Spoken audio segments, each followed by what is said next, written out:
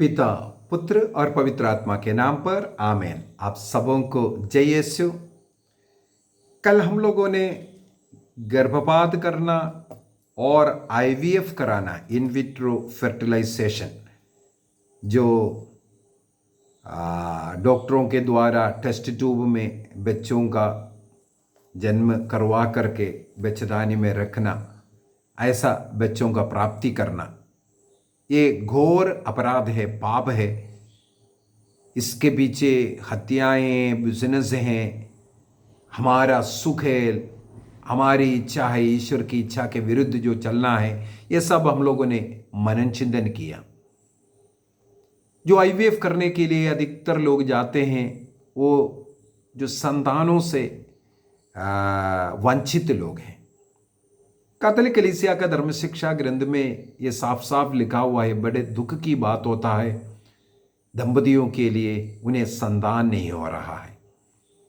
ईश्वर ने आदम हेवा को सबसे पहले जो आशीर्वाद दिया, यही है फलने फूलने का आशीर्वाद। लेकिन बाइबल के अंदर हम लोगों को ऐसे अनेकों दंपतियों का जीवन मिलेगा जिन्हें संतान नहीं था। उदाहरण के लिए, जब अब्राहम को उत्पत्ति ग्रंथ अध्याय 12 में हम लोग देखते हैं, जब 75 साल की उम्र में बुलाया, उन्हें कोई संतान नहीं था, क्योंकि उनकी पत्नी 65 साल की सारा एक बांझ स्त्री थी। उनके युवत्व खत्म हो चुका है, बुढ़ापा आ चुका था। उस समय पर ईश्वर उन्हें चुनता है, बुलाता है और अनेकों संतानों का, राष्ट्र का उन्हें वादा किया। ईश्वर का कुछ योजना है, इसका मतलब। इसी प्रकार हम देख सकते हैं, इसहाक को संतान नहीं था, याकूब को संतान नहीं हो रहा था अपने पत्नी में, और सामुएल के ग्रंथ में एक अन्ना है, उनको कोई संतान नहीं है। नए विधान के अंदर हम लोग देख सकते हैं एलिजाबेथ, वो भी एक बांझ स्त्री थी, उन्हें संतान नहीं है। मनोह की पत्नी, न्यायकर्ताओं के ग्रंथ अध्याय 13 के अंदर हम लोग पढ़ते हैं, जो सामसन की माँ, वो भी एक बांझ स्त्री थी। तो इस प्रकार अनेकों बांझ स्त्रियों के विषय में और निसंतान दंपतियों के विषय में बाइबल के अंदर लिखा हुआ है। और बाइबल में लिखा हुआ है, उनमें से अधिकतर ईश्वर की कृपा प्राप्त कर संतान चमत्कारी रूप से उनके जीवन में होता हुआ हम लोग पाते हैं। अनेकों वर्षों से निसंतान दंपतियों के लिए विशेष प्रार्थना रिट्रीट में चलाते आ रहा हूं, और मैंने मेरे जीवन में अनुभव किया, ऐसे इंसिडेंट है जहां निसंतान दंपतियों को देखते मेरे मन में एक दर्द आता है, तुरंत मैं उनके लिए प्रार्थना करता हूं। मैंने इसके द्वारा देखा है अनेकों लोगों के जीवन में चमत्कार हुआ है। और विशेष रूप से मुझे याद है, अभी भी 2011 में डिब्रूगढ़ डायसिस में, उसके वहाँ का कैथेड्रल चर्च में एक रिट्रीट था। वहाँ पर जो रिट्रीट के समय पर मैं जब आराधना के सामने बैठ करके प्रार्थना कर रहा था, आराधना कर रहा था, उस समय पर मुझे कुछ दिव्य दर्शन मिलना शुरू हुआ और अनोखी ऐसा कई प्रेरणाएं मिलने लगा। मैं अनेकों ऐसा स्त्रियों का रोता हुआ जो स्त्रियों को मैं देख रहा था। मैं उनके लिए प्रार्थना करने लगी और मैंने प्रभु से पूछा, प्रभु क्यों रो रहा है? मुझे उत्तर मिला, ये निसंतान दंपतियां हैं, निसंतान स्त्री हैं।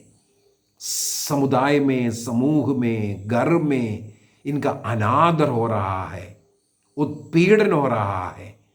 जहां नौकरी कर रहा है वहां दूसरों द्वारा उन्हें दुख दिया जा रहा है। घर में पति के द्वारा, सास ससुर के द्वारा, माता पिता के द्वारा ऐसे स्त्रियों को विशेषकर बहुत दुख कष्ट झेलना पड़ रहा है। इसलिए उनके लिए विशेष प्रार्थना करो। मैंने प्रभु से बोला, प्रभु मैं कितना वर्षों से निसंतानों के लिए प्रार्थना कर रहा हूँ। तो बोला नहीं, विशेष प्रार्थना, वचन दे करके प्रार्थना, उन्हें सांत्वना दो। तब मैंने प्रभु से पूछा, प्रभु उसके लिए क्या करूं? मुझे उस दर्शन के अंदर ही उनके लिए विशेष रिट्रीट के लिए प्रेरणा मिला, और कौन सी जगह पर वो रिट्रीट देना, उस जगह तक प्रभु ने दिखाया।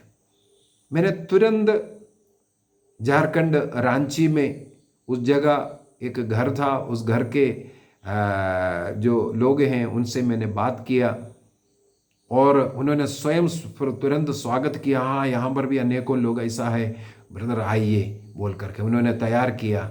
2011 में हम लोगों ने पहली बार केवल निसंतान दंपतियों के लिए एक रिट्रीट का आयोजन किया।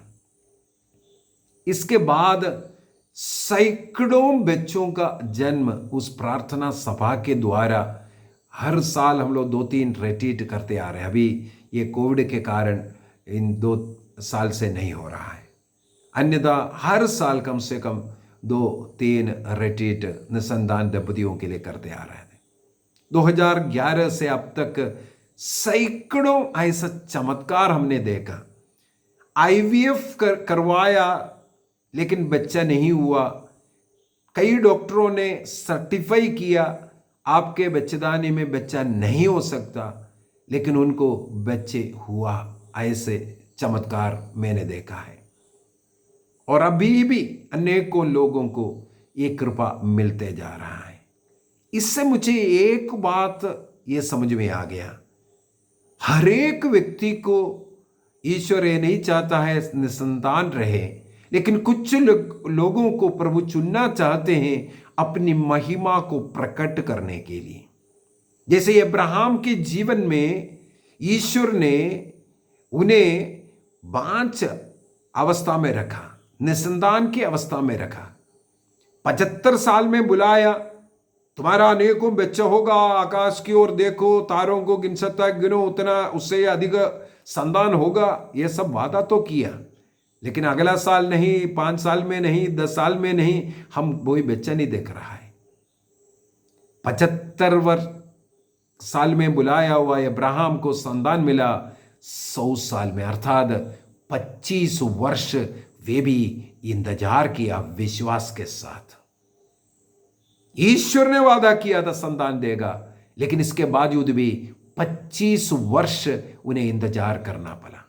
ईश्वर का कुछ समय है, हमें इंतजार करना है, हमें प्रार्थना करना है।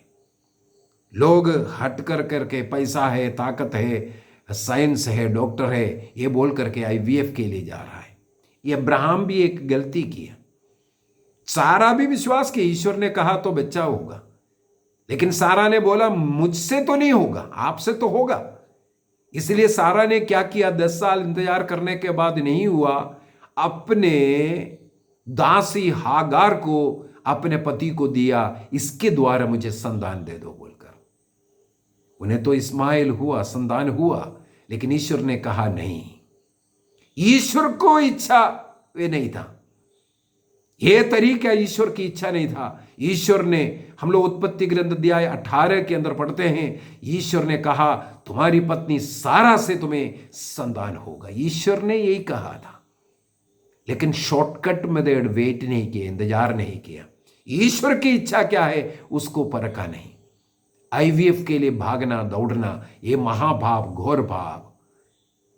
अब्राहम ने उसके लिए हां किया, सारा ने जो कार्य किया उसके कारण संसार में आज हो रहे जो बातें हम लोग देख सकते हैं, वो एक गलती।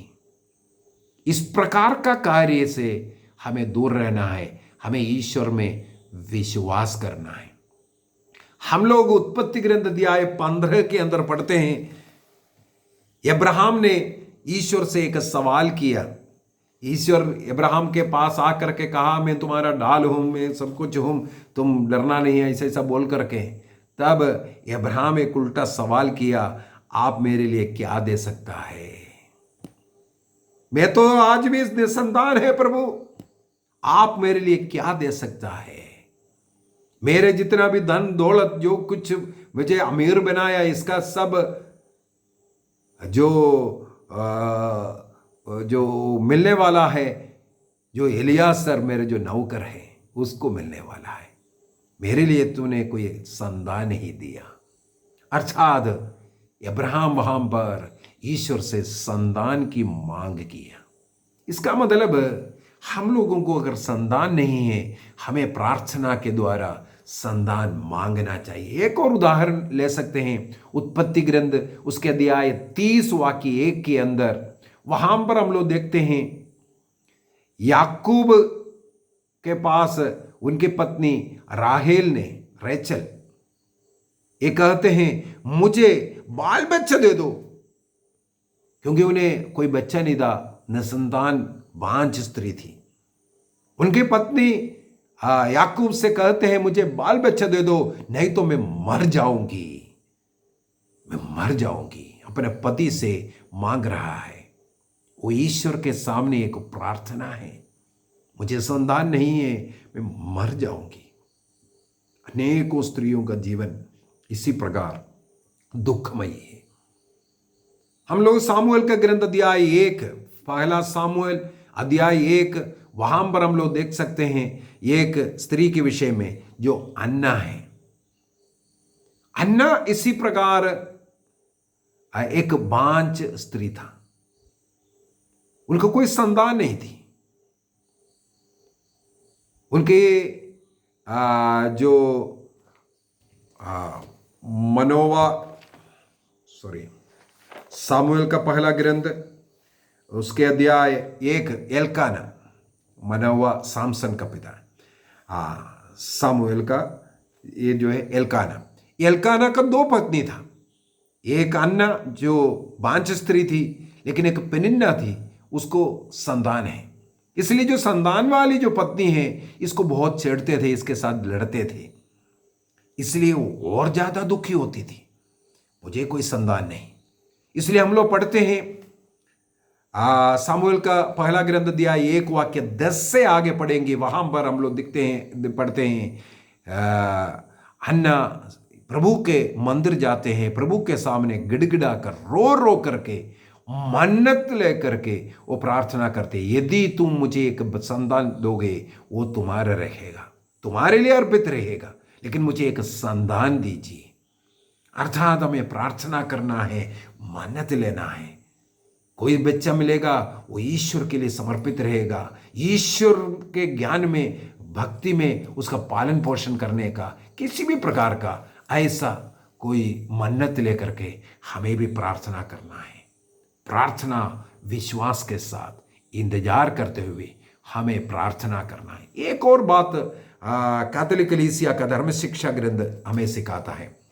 कैथोलिक कलीसिया का धर्म शिक्षा ग्रंथ 2378 में 2368 में लिखा है, कोई भी संतान दंपतियों का हक नहीं। संतान दंपतियों का, पति पत्नी का कोई हक नहीं, बल्कि वो ईश्वर का एक दान है। ईश्वर का दान है, इसको हक नहीं समझना है। अनेकों लोग ये गलती करता है, जैसे धन संपत्ति के समान अपने बच्चे को भी समझते हैं। इसी प्रकार हक मान करके प्रभु से मुझे संतान दो, ये नहीं। बाइबल ये सिखाते हैं, स्तोत्र ग्रंथ 127 वाक्य 3, साम 127:3, वहां पर लिखा हुआ है, पुत्र प्रभु द्वारा दी हुई एक विरासत है। हमें प्रभु द्वारा देने वाला एक विरासत है पुत्र। आगे लिखा हुआ है, संतति प्रभु द्वारा प्रदत्त पारितोषिक है।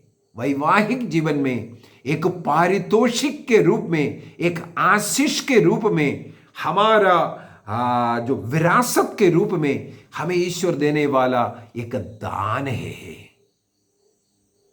दान हक नहीं है। हमें उस दान के लिए प्रभु से गिड़गिड़ाना है, मुझे भी ये संतान का दान दीजिए, इस प्रकार मुझे आशीष कीजिए। प्रभु की उस आशीष के लिए हमें इस प्रकार रो रो करके प्रार्थना करना है।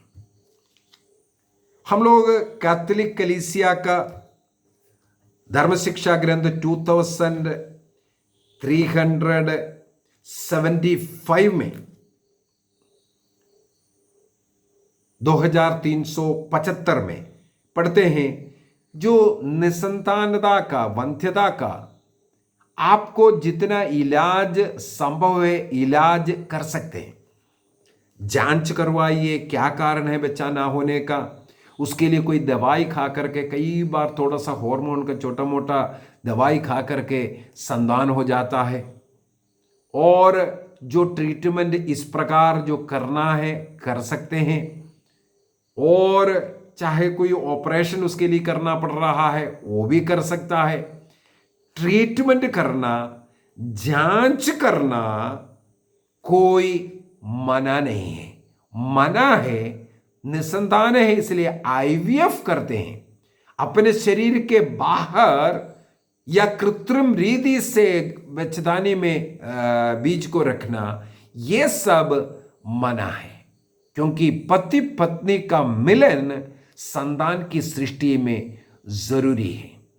तो निसंतान लोग सबसे पहले अपने जांच करें। मैं कई बार जो क्लासों में यही बता करके देते हैं, स्त्रियों को जब उनके मासिक क्रम शुरू होता है तब से एक आदत रखना है। उनका जो मासिक क्रम ही आपको बता देगा आपको कोई प्रॉब्लम है कि नहीं, कोई डिजीज है कि नहीं। आपका बच्चेदानी, यूट्रस, आपका फेलोपियन ट्यूब या ओवरी सब ठीक ठाक है कि नहीं, आपका वो मासिक धर्म स्वयं सिखाता है। इसलिए हमें मालूम है साइकिल 28 दिन का है, 28 डेज का।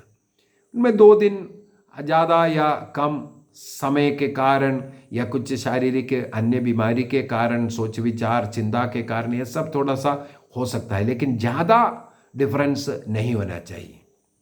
किसी किसी को हमेशा 30 दिन या 32 दिन में होता है, वो भी कोई ज़्यादा प्रॉब्लम नहीं देगा। लेकिन कभी 28 दिन में, कभी 20 दिन में, कभी 35 दिन में, कभी 40 दिन में, इस प्रकार जो वेरिएशन हो रहा है, इसके लिए एक कैलेंडर मानना है। कई लोग बोलता है, जब क्लास में जब मैं काउंसलिंग के लिए सब बैठते हैं, पूछते हैं, हाँ हर महीना हो रहा है, हर महीना हो रहा है। तो मैं पूछता हूँ डेट कौन सा था। वो डेट को देखने से पता चलता है कभी कभी तो 32 दिन 35 दिन के बाद हो रहा है। हर महीना देख रहा है, अरे जून में हुआ, जुलाई में हुआ, अगस्त में हुआ। यह गलत तरीका है। आपको कैलेंडर में एक मार्किंग करना है, इसके बाद आपको देखना है 28 दिन के बाद हुआ है कि नहीं। नहीं तो फर्क हुआ कितना दिन पहले हुआ या बाद में हुआ, हर महीने में इसका स्टडी करना है। दूसरा, जब स्त्रियों का शरीर में अगर मोटापा हो रहा है या अन्य कई चिन्ह आता है, उसके द्वारा भी हम ये पता कर सकता है कुछ गड़बड़ है। एक मासिक धर्म सही नहीं हो रहा है और शरीर में मोटापा या पतलापा जो भी है ऐसा हो रहा है। इस सब अगर हो रहा है, वो 2-3 महीने के लिए ऐसा हो रहा है, तुरंत डॉक्टर के पास जाना चाहिए। अगर बच्चे हैं, बच्चों को लेकर जाना चाहिए। उनको उसी समय शरीर बता कर दे रहा है, प्रभु सिम्टम्स दिया है, आपका ये जो सिस्टम सही नहीं चल रहा है, हार्मोन सही नहीं चल रहा है, उसको सही चला कर रखना जरूरी है। आजकल के जो जंक फूड हो गया, अन्य जो चाइनीज फूड, ये सब जो है बहुत नुकसानदायक आजकल हो रहा है, मोटापा हो या इन बच्चा पैदा होने में। दूसरा, मैंने एक और देखा है, अनेकों लोगों का विवाह समय पर नहीं हो रहा है। कई लड़कियां पढ़ते जा रहे हैं। कितना भी मास्टर्स डिग्री लेना है, 24-25 वर्ष से ज़्यादा क्या पढ़ाई करना है। जितना पढ़ाई करना है वहां तक। एक स्त्री को प्रसव करने के लिए सबसे उत्तम समय मेडिकल के अनुसार 25 से 35 साल के अंदर का समय होता है। इन 25 से 35 साल के अंदर जितना बच्चा होना है, वो बच्चा होना सबसे उत्तम रहता है। उनके लिए शरीर की पक्वता, शरीर में ताकत शक्ति का समय है। ये समय 20 साल 22 साल में थोड़ा खतरा है, अच्छा नहीं है, और 35 साल के बाद वो भी थोड़ा खतरा है। तो इस उम्र में बच्चों का शादी हो और उन्हें संतान मिले, इसके लिए प्रयत्न करना है।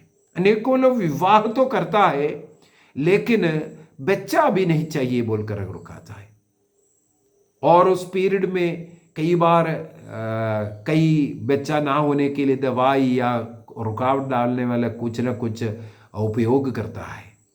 इस कारण अनेकों का बाद में संतान ना होने का कई केस मुझे ऐसा मिला है, अबॉर्शन करवाया था, अबॉर्शन के बाद कभी फिर नहीं हुआ। ये सब हमें बंद करना है, ये गलत काम है। विवाह इसलिए हुआ है संतानों की सृष्टि, तो विवाह के तुरंत बाद बच्चा होना सबसे उत्तम है। अनेकों लोगों का जो जीवन के विषय में हमें मालूम है, वो बीमार थे कई प्रकार का, चाहे फाइब्रॉइड हो, ऐसा किसी जो ट्यूब में प्रॉब्लम हो, या बच्चेदानी में प्रॉब्लम हो, या ओवरीज में प्रॉब्लम हो, और सिस्ट हो, ये सब छोटा मोटा इलाज किया, गर्भधारण किया। एक बार गर्भधारण होने के बाद, प्रसव के बाद वो ठीक हो जाता है। यही हमें समझाता है, सिखाता है। पहले बच्चे के लिए तकलीफ हुआ, लेकिन इसके बाद जो बच्चे जो हुआ है उसके लिए इतना तकलीफ नहीं हुआ, क्योंकि वो प्रसव के साथ वो बच्चेदानी, वो फिलोपियन ट्यूब, ओवरी सब तैयार किया। क्योंकि एक बेटी 12-13 साल में पक्को बन रहा है, मेजर बन रही है, तब से लेकर के हर महीना उसके बच्चेदानी इसका इंतजार कर रहा है, एक बच्चे के लिए हर महीना तैयार कर रहा है। इस साइकिल चलते चलते चलते धीरे धीरे फिर डिजीज होना शुरू कर रहा है। इसलिए दंपतियों को विवाह के तुरंत बाद बच्चे के लिए कोशिश करना है, प्रार्थना करना है और उसका स्वागत करना है। कैथोलिक कलीसिया का धर्म शिक्षा ग्रंथ में भी लिखा है, सबसे पहले दंपतियों के हृदय में संतान का सृष्टि। हृदय में सृष्टि होना का मतलब है चाहना दिल से। विवाह के पहले से वो विवाह इसलिए कर रहा है, मुझे कुछ बच्चे चाहिए, ईश्वर जितने बच्चे देंगे उसको स्वागत करेंगे, उस इच्छा के साथ वैवाहिक जीवन में जाना, हृदय में बच्चे के लिए स्वागत करते हुए। लेकिन आजकल के मॉडर्न लाइफ में उसको रिजेक्ट करते हुए, नफरत करते हुए जाते हैं। बच्चा भी नहीं चाहिए, एक बच्चा चाहिए, एक लड़का चाहिए या लड़की चाहिए, वो एक के बाद 10 साल के बाद फिर हो। अपने इच्छा के अनुसार संतानों की हम सृष्टि करेंगे, इसमें अनेकों लोगों को फिर रोना पड़ा। ये ईश्वर की इच्छा नहीं है। ऐसा जो विचार किया उसके लिए हमें पाप स्वीकार करना है, पश्चाताप करना है, हमें ईश्वर पर भरोसा करना है। और निसंतान दंपतियों से मैं आग्रह करूंगा, आप प्रभु पर भरोसा कीजिए। IVF या अन्य डॉक्टर्स जो बोलता है उसके पीछे नहीं, आप प्रभु पर आश्रित रहिए। जितने भी रिट्रीटें मैंने किया है निसंतान दंपतियों के लिए, मैं उनको एक कहानी बोल करके मैं सिखाया है। जो जीवन अभी जो जी रहा है वो हो सकता है उसके अंदर कुछ कमियां हैं, आप अपना पटरी थोड़ा बदल दीजिए, प्रभु के साथ जुड़ने का प्रयत्न कीजिए। प्रभु के साथ जुड़ करके अपने दुख कष्ट प्रभु के उस क्रूस पर अर्पित करते हुए, पति पत्नी मिल करके रोज प्रार्थना करते हुए विश्वास के साथ, यदि ईश्वर मुझे संतान देगा तभी संतान चाहिए, अन्य कोई कृत्रिम रीति नहीं चाहिए, इस प्रकार का एक विश्वास, धारणा, डिसीजन के साथ प्रार्थना कीजिए, आगे बढ़िए, प्रभु आपको संतान देगा। बाइबल के अंदर अनेकों ऐसा जगह है जहां निसंतानों को संतान मिला। मैं ये आग्रह करता हूं लोगों से, आप उन पाठों को थोड़ा पढ़िए, वहां पर लिखा हुआ वचनों को स्वीकार कीजिए। एक उदाहरण बताता हूं। अब्राहम के पास तीन व्यक्ति, तीन अतिथि लोग आता हुआ उत्पत्ति ग्रंथ उसके अध्याय 18 के अंदर, जेनेसिस चैप्टर 18 के अंदर हमें मिलेगा। जी हाँ, उत्पत्ति ग्रंथ अध्याय 18 के अंदर हमें मालूम है, तीन अतिथियों को देख करके अब्राहम दौड़ करके गया, उनका स्वागत किया, उनके लिए भोजन दौड़ दौड़ करके उनकी सेवा शुश्रूषा किया। इसके बाद वो अतिथि जाने के पूर्व में उनसे क्या कहा, वाक्य 10 में, जेनेसिस चैप्टर 18 वर्स 10, उत्पत्ति ग्रंथ अध्याय 18 वाक्य 10, वहां पर लिखा है, इस पर अतिथि ने कहा, मैं 1 वर्ष के बाद फिर तुम्हारे पास आऊंगा। उस समय तक तुम्हारी पत्नी को एक पुत्र होगा। मुझे याद है, एक रिट्रीट में एक महिला मेरे से बात कर रहा था। मेरे मन में बात करते करते यही वचन आया। मैंने उनसे वही वचन उसी समय, क्योंकि प्रभु ने दिया, तुरंत बोला, आपको अगले साल इस वर्ष तक संतान होगा, आपका फोन का मैं इंतजार करूंगा। वही हुआ। प्रभु देगा। प्रभु पर हमें भरोसा करना है। इसलिए जहां निसंतानों को संतान मिलने का जो घटनाएं जो लिखा हुआ है, उन घटनाओं को पढ़ करके उन वचनों को स्वीकार कीजिए, एक्सेप्ट कीजिए। ये वचन मैं स्वीकार करता हूं। ये जो आशीष अब्राहम को ईश्वर ने दिया, वो आशीष मेरा आशीष है, क्योंकि ईश्वर ने कहा, ये जो आशीष मैं तुम्हें दे रहा हूं वो तुम्हारे द्वारा पीढ़ी दर पीढ़ी जाएगा। वो आशीष को हमें ग्रहण करना। इस प्रकार इसहाक के जीवन में जो हम लोग उत्पत्ति ग्रंथ उसके अध्याय 25, इसहाक का पत्नी रेबेका का कोई संतान नहीं था। वाक्य 21, जेनेसिस चैप्टर 25 वर्स 21, वहां पर लिखा है, रेबेका को कोई संतान नहीं हुई, इसलिए इसहाक ने प्रभु से प्रार्थना की और उसकी पत्नी को पुत्र उत्पन्न हो। रेबेका को कोई संतान नहीं हुई, इसलिए इसहाक ने प्रभु से प्रार्थना की कि उनकी पत्नी को पुत्र उत्पन्न हो। इसहाक ने अपनी पत्नी रेबेका के लिए प्रार्थना की प्रभु से, उसके द्वारा वो गर्भधारण करती है, उन्हें संतान मिलते हैं, एसाव और याकूब। हमें भी यही तो करना है। अनेकों दंपतियों में मैंने देखा, पुरुष लोग सोचते हैं मेरा काम नहीं है, स्त्रियों का है। जो दंपतियों का रिट्रीट रखते हैं, केवल अपने पत्नियों को भेजने वाला पति है, वो शर्म करता है, उन्हें लज्जा आता है उस रिट्रीट में आने के लिए, बताने के लिए सारा बोझ स्त्रियों के ऊपर। ये गलत है। यहां पर हम लोग देखते हैं, इसहाक ने प्रार्थना किया, तब रेबेका को मिला। स्त्री पुरुष मिल करके रोज प्रार्थना करना है। मैंने एक सुंदर सा नोवेना प्रार्थना प्रभु की प्रेरणा से मिला। बाइबल के वचनों को लिख करके प्रार्थनाएं, संतान के लिए जो बाइबल का जो वचन है उसको लेकर के। अभी मेरे हाल में पिछले सप्ताह या 15 दिन पहले किसी बेटी ने मुझे फोन करके कहा, 2 वर्ष पहले वो बेटी मेरे से बात किया था। मैंने उनसे बोला, पारिवारिक प्रार्थना एवं धर्म शिक्षा ग्रंथ के अंदर जो संतान के लिए नोवेना प्रार्थना है उसको करना शुरू करो, निराश नहीं होना, आशा रख करके प्रार्थना करो। तो बेटी ने मुझे फोन करके यही कहा। अब उन्हें जो वो प्रेग्नेंट है, और जब से मेरे से बात किया, हर महीना वो इन बीती 2 साल में ये नोवेना प्रार्थना करते आ रहा था। नोवेना प्रार्थना उसके अंदर लिखा हुआ मिलेगा, मासिक क्रम के 5वें दिन से अगले 9 दिनों के लिए ये नोवेना प्रार्थना करना है। जब भी मैंने जो क्लास लिया है उसके अंदर भी ये नोवेना प्रार्थना देख करके लोगों से आग्रह किया। ये प्रार्थना है, लिखा हुआ प्रार्थना है, बाइबल का वचन है, केवल हमारा विश्वास को बढ़ाने के लिए। जिसे मैंने बोला है, जब मासिक क्रम है वो उनके बच्चेदानी को तैयार कर रहे हैं, शरीर को तैयार कर रहे हैं बच्चे के लिए, उसी समय पर हम आत्मिक रूप से एक बच्चे के लिए अपने को तैयार करने के लिए ये प्रार्थना बनाया हुआ है। 5वें दिन से ये 9 दिन के लिए रोज पति पत्नी मिलकर के नोवेना प्रार्थना करें।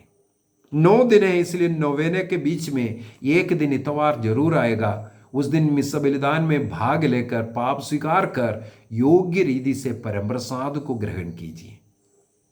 और बाइबल इन 9 दिनों में बाइबल के अंदर जहां कहीं भी निसंतान दंपतियों को बच्चा मिलता हुआ मैंने कई उदाहरण बोल करके दिया है, वहां से वो पाठों को पढ़ करके अपने विश्वास को मजबूत करना, स्वीकार करना और वचन इस्तेमाल करते हुए रोजरी, अर्थात हर प्रणाम मरिये बोलने के पहले जो बच्चों के विषय में लिखा हुआ जो वचन है, जैसे स्तोत्र ग्रंथ 127:3 अभी में हम लोगों ने पढ़ा था, है ना, ईश्वर का दान, उस वचन को बोला, या उत्पत्ति ग्रंथ अध्याय 1:28 फलो फूलो संसार में फैल जाओ, ये जो आशीर्वाद जो ये वचन को बोलना, इसके बाद प्रणाम मरिया को बोलना।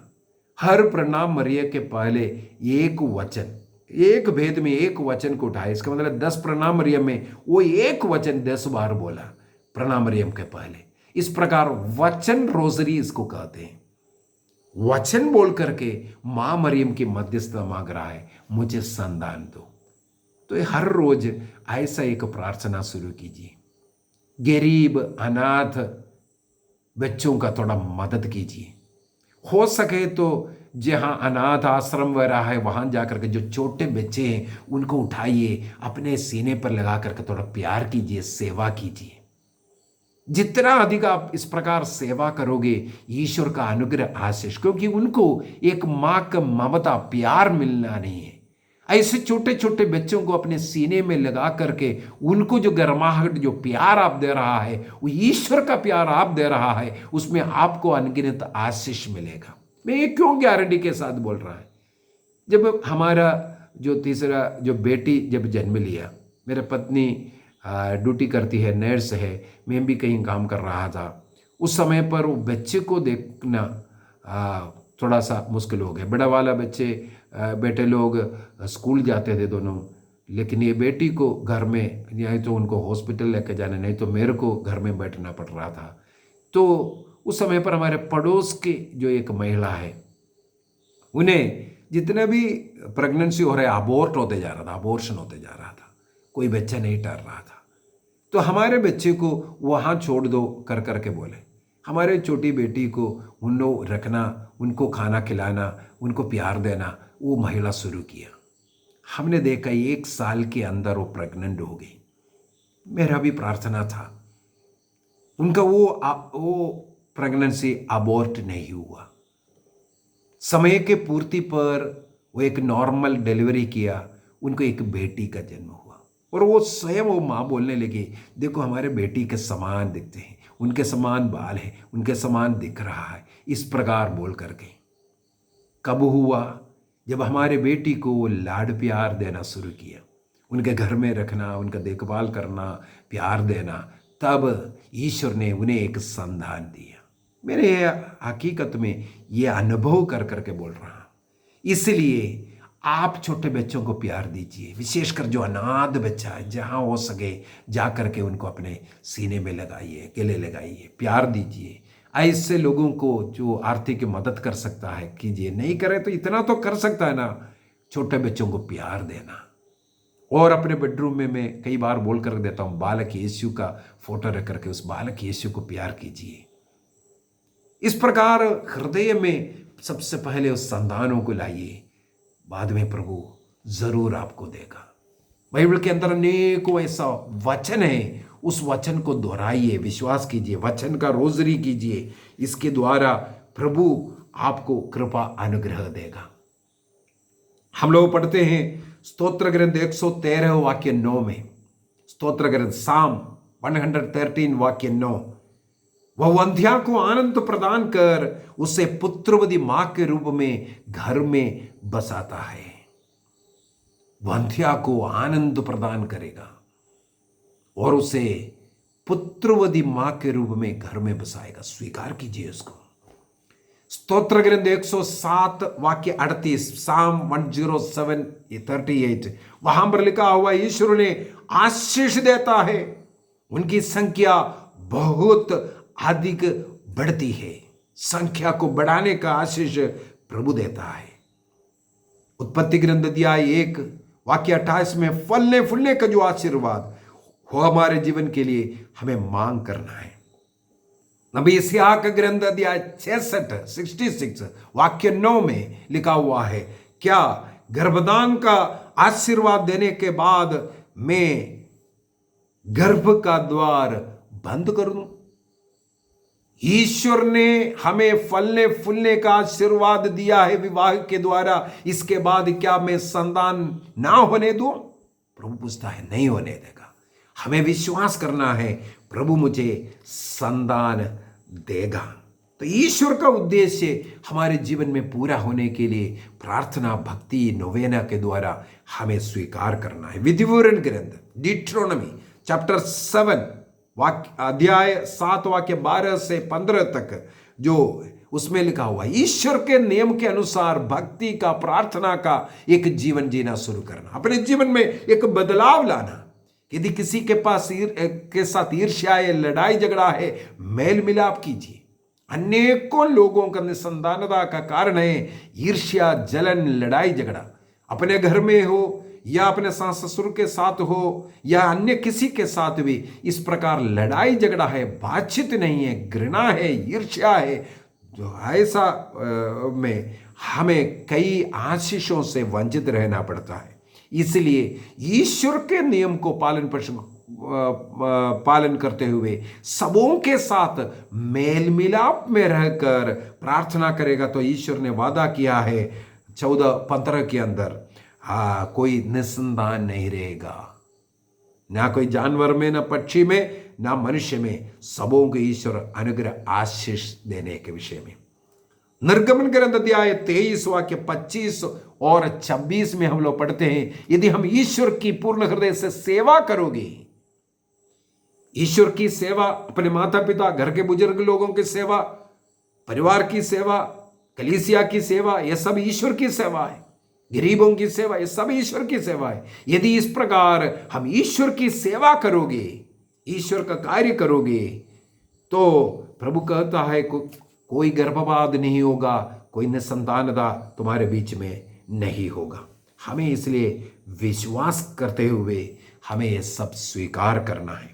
लूकस के सुसमाचार अध्याय 1 के अंदर जकरियस और एलिजाबेथ के विषय में है। न्यायकर्ताओं का ग्रंथ जजेस चैप्टर 13, वहां पर सामसन जो मनोआ के पत्नी जो मांस स्त्री थी, उनसे जो सामसन बड़े शक्तिशाली जो संतान जन्म लेने के विषय में। सामुएल का पहला ग्रंथ अध्याय 1 वाक्य 1 के अंदर सामुएल का जन्म कैसे हुआ अन्ना से, इसके विषय में यह सब हम लोगों को पढ़ने के लिए मिलता है। उत्पत्ति ग्रंथ अध्याय 15 से अगर पढ़ करके जाएंगे, अध्याय 30 तक या 30 तक अगर पढ़ते जाएं, उस वहाँ पर अब्राहम, इसहाक और याकूब के विषय में, उनको संतान का आशीर्वाद ईश्वर कैसे कैसे दे रहा है, यह सब हम पढ़ सकता है।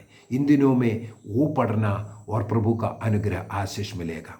नोवेना जिस दिन खत्म हो रहा है, इसके बाद 1 सप्ताह पति पत्नी साथ में रहना, नोवेना भक्ति के साथ करना, इसके बाद अगला 1 सप्ताह साथ में रहना, और उस अगले दिन से गर्भस्थ बच्चे के लिए एक प्रार्थना है। जो बच्चा ईश्वर ने उसके द्वारा हमें दिया है, उस बच्चा नष्ट ना होने के लिए अगला एक प्रार्थना, पारिवारिक प्रार्थना एवं धर्म शिक्षा ग्रंथ के अंदर लिखा हुआ है।